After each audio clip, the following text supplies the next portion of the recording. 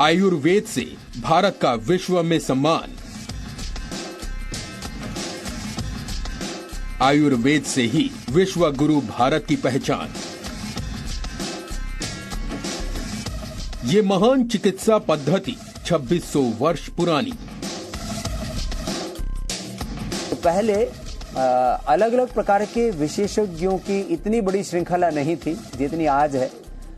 वहाँ मेडिसिन और surgery in दोनों को जरूर अलग अलग सिखाया जाता था और कुछ दोनों में ही निष्णात हुआ करता। आयुर्वेद का सर्जरी शास्त्र सारे जहां से अच्छा आयुर्वेद हमारा। देशहित में कहानी आयुर्वेद की। हमारे पास हजारों वर्षों पुराना लिटरेचर है। वेदों में गंभीर बीमारियों से जुड़े इलाज की चर्चा है, लेकिन दुर्भाग्य से हम अपनी इस पुरातन रिसर्च को, ज्ञान के इस खजाने को आधुनिकता से जोड़ने में इतने सफल नहीं हो पाए। नमस्कार, देशहित में आपके साथ मैं अदिति त्यागी और देशहित में आज हम आपको भारत की महान चिकित्सा पद्धति आयुर्वेद के बारे में बताएंगे। आयुर्वेद से जुड़ी बड़ी खबर आपने जरूर सुनी होगी। भारत सरकार ने चिकित्सा के क्षेत्र में आयुर्वेद को और बढ़ावा देने के लिए आयुर्वेद के पोस्ट ग्रेजुएट डॉक्टरों को सर्जरी करने की इजाजत दे दी है। केंद्र सरकार ने इसी से जुड़ा गैजेट नोटिफिकेशन 20 नवंबर को जारी किया था। हम चाहेंगे कि आप सबसे पहले ये बड़ी खबर विस्तार से जानें, इस फैसले के बाद शुरू हुए विवाद को समझें और इसके बाद हम देशहित में महर्षि सुश्रुत की बात करेंगे, उनकी महान रचना सुश्रुत संहिता की बात करेंगे। सरकार के इस फैसले से होने वाले बड़े परिवर्तन पर भी विस्तार से बात।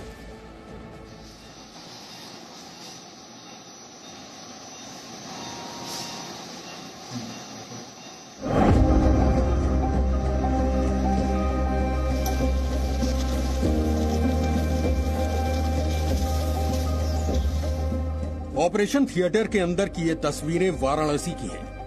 सोमवार को काशी के सूर्या अस्पताल में एक मरीज की लैप्रोस्कोपिक सर्जरी की गई। गॉल ब्लैडर से पथरी निकालने का सफल ऑपरेशन हुआ। ये सर्जरी अस्पताल के डॉक्टर आशीष कुमार के नेतृत्व में की गई। आपको जानकर हैरानी होगी कि वाराणसी में ये एक आयुर्वेदिक अस्पताल है और डॉक्टर आशीष कुमार एक आयुर्वेदिक सर्जन हैं। अब आप सोच रहे होंगे कि आयुर्वेद में सर्जरी कैसे संभव है, तो आपको ये जानकारी भी होनी चाहिए कि आयुर्वेद में शल्य चिकित्सा का इतिहास 2600 वर्ष पुराना है और महर्षि सुश्रुत सर्जरी के जनक कहे जाते हैं। भारत की इस महान गौरवमयी आयुर्वेदिक चिकित्सा पद्धति के इतिहास की चर्चा बस थोड़ी देर में।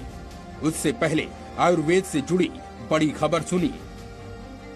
भारत सरकार ने 20 नवंबर को देश में आयुर्वेद को और बढ़ावा देने के लिए बड़ा कदम उठाया। सरकार ने गजट नोटिफिकेशन के जरिए आयुर्वेद के पोस्ट ग्रेजुएट डॉक्टरों को सर्जरी करने की इजाजत दी, जिसके बाद देश के आयुर्वेदिक पोस्ट ग्रेजुएट डॉक्टर भी एलोपैथिक डॉक्टर की तरह ही एक दो नहीं बल्कि 58 तरह की सर्जरी कर सकेंगे। इनमें हड्डी रोग, आंखों की सर्जरी, कान, गला और दांत की सर्जरी, इसके अलावा स्किन ग्राफ्टिंग, ट्यूमर की सर्जरी, हाइड्रोसील, अल्सर और पेट की सर्जरी शामिल हैं। यही नहीं, वाराणसी में हुए लेप्रोस्कोपिक सर्जरी को आप इस फैसले के बाद शहर का पहला कामयाब आयुर्वेदिक ऑपरेशन भी कह सकते हैं। हर्ष का विषय है कि central council of Indian medicine के माध्यम से भारत सरकार ने आयुर्वेद के शल्य तंत्र को कानूनी वैधानिक मान्यता अधिसूचना के माध्यम से प्रदत्त की, जो इस देश के गौरवमयी चिकित्सा पद्धति भारतीय चिकित्सा और आयुर्वेद के साथ ही सर्जरी के प्रणेता महर्षि सुश्रुत के प्रति सच्चे श्रद्धा और सम्मान का प्रतीक। केंद्र सरकार के इस फैसले पर आयुष डॉक्टरों की सबसे बड़ी संस्था नेशनल इंटीग्रेटेड मेडिकल एसोसिएशन यानी नीमा ने खुशी जताई है, लेकिन इंडियन मेडिकल एसोसिएशन ने निर्णय का विरोध किया। क्या उन पर रिसर्च क्या उनके टीचर्स हैं। आज जितने भी आयुर्वेदिक हॉस्पिटल्स चल रहे हैं, अगर जनरल सर्जरी कर रहे हैं तो हमारे डॉक्टर जाके कर रहे हैं। आप 3 साल के कोर्स में ये 66 प्रोसीजर देके व्हाट इज द गाइडलाइंस कि आप इन 66 प्रोसीजर तक उनको सीमित कर पाओगे।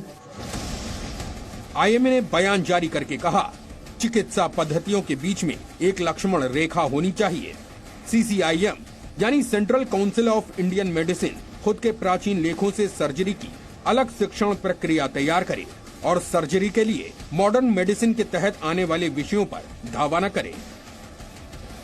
आईएमए ने यह आरोप भी लगाया कि सीसीआईएम की नीतियों में अपने छात्रों के लिए मॉडर्न मेडिसिन से जुड़ी किताबें मुहैया कराकर इलाज के दोनों तरीकों को मिलाने की कोशिश हो रही है। सर्जरी आधुनिक मेडिकल साइंस का हिस्सा है और इसे आयुर्वेद के साथ मुख्य धारा में नहीं लाया जा सकता है। मैंने एक प्रेस रिलीज किया है, उसमें कहा गया है कि हम लोग इसका विरोध करते हैं। इन्होंने जो विरोध किया है इसका निमा के अध्यक्ष राष्ट्राध्यक्ष की तरफ से मैं पुरजोर विरोध करता हूं। दोस्तों, टेक्नोलॉजी और टेक्निक ये जो है इसकी विरासत किसी को नहीं रहती है, इसकी मालिकाना हक किसी को नहीं है। जो भी ये हासिल करते हैं टेक्निक और टेक्नोलॉजी वो उनका होता है। मेडिसिन अगर रहा तो मेडिसिन की बात अलग है, मेडिसिन पे अपना अधिकार हो सकता है, लेकिन टेक्निक और टेक्नोलॉजी के ऊपर किसी का अधिकार नहीं होता है। यानी सरकार के निर्णय पर नीमा और आईएमए अब आमने सामने हैं और 20 नवंबर के बाद से ये विवाद लगातार बढ़ता जा रहा है। ब्यूरो रिपोर्ट, जी मीडिया। देश में आयुर्वेदिक डॉक्टर भी सर्जरी कर सकेंगे तो आईएमए को आपत्ति क्यों हो रही है? दरअसल ये समझ से परे है, क्योंकि सरकार के नोटिफिकेशन में हार्ट, किडनी, लिवर या ब्रेन जैसे बड़े ऑपरेशन की इजाजत नहीं दी गई। जहां तक आयुर्वेद पद्धति से सर्जरी कराने वाले मरीजों की संतुष्टि का सवाल है, तो हमने दिल्ली से आपके लिए एक रिपोर्ट तैयार की है जो इस विषय पर फैले भ्रम को दूर करेगी और साथ ही आपको भारत की प्राचीन चिकित्सा पद्धति के पितामह महर्षि सुश्रुत के बारे में ऐतिहासिक जानकारी दी गई।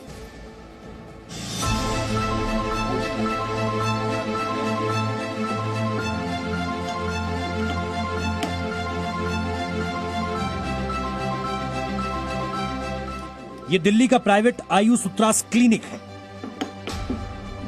यहां हमें दिलराज सिंह मिले। दिलराज सिंह ने पिछले वर्ष आयुर्वेदिक सर्जन से अपनी मां के अपेंडिक्स का ऑपरेशन कराया था। दिलराज सिंह को खुद पाइल्स की समस्या थी। उन्होंने आयुर्वेदिक सर्जन से अपनी भी सर्जरी कराई। दिलराज सिंह और उनकी मां का ऑपरेशन सफल रहा। सर्जरी के बाद दोनों को किसी भी प्रकार की परेशानी नहीं हुई। डिजीज तो पूरी जड़ से होती है ठीक, और खर्चा भी बहुत कम में होता है। उन्होंने मेरी ये सर्जरी सिर्फ 10,000 में कर दी थी, और जहां मैं मॉडर्न मेडिसिन में गया था वहां हॉस्पिटल में काफी मोटा खर्चा था। यहां पर हमारी मुलाकात क्लिनिक के डॉक्टर कमल सिंह से हुई। उन्होंने केंद्र सरकार के फैसले पर खुशी जताई।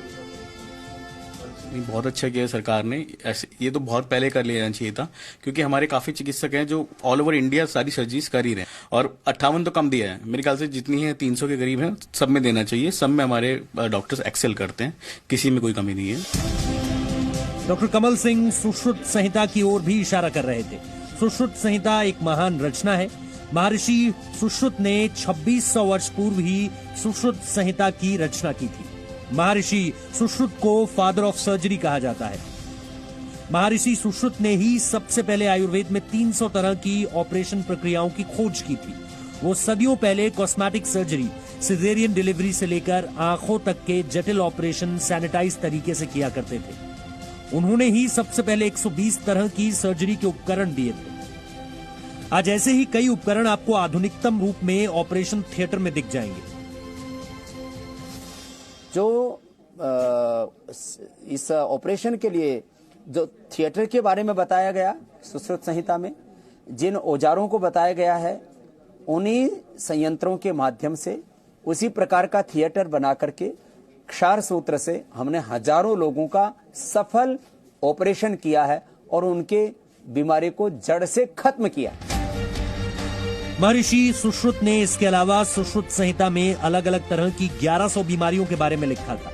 आज शरीर के अलग अलग हिस्से की सर्जरी के लिए अलग अलग विशेषज्ञ होते हैं, लेकिन तकरीबन 2600 वर्ष पहले भारत भूमि पर पैदा हुए सुश्रुत प्लास्टिक सर्जरी भी करते थे और बिना एक्सरे टूटी हुई हड्डियों की स्थिति का सही अंदाजा भी लगा लेते थे और ऑपरेशन के जरिए उसे बेहतरीन तरीके से जोड़ भी देते थे।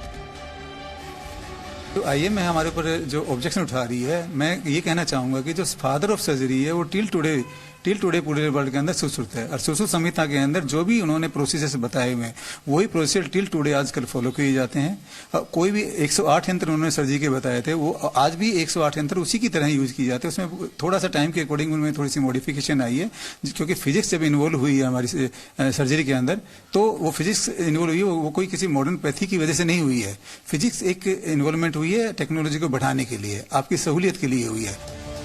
आयुर्वेद भारत का प्राचीन चिकित्सा विज्ञान है। आयुर्वेद का दम विश्व स्वास्थ्य संगठन भी मानता है। इसी नवंबर महीने में WHO ने भारत में एक वैश्विक पारंपरिक औषधि केंद्र स्थापित करने की घोषणा की थी, लेकिन अफसोस अपने ही देश में आयुर्वेद का तिरस्कार होता है। आयुर्वेद की पहचान मिटाने की कोशिश होती है। हमारे पास हजारों वर्षों पुराना लिटरेचर है।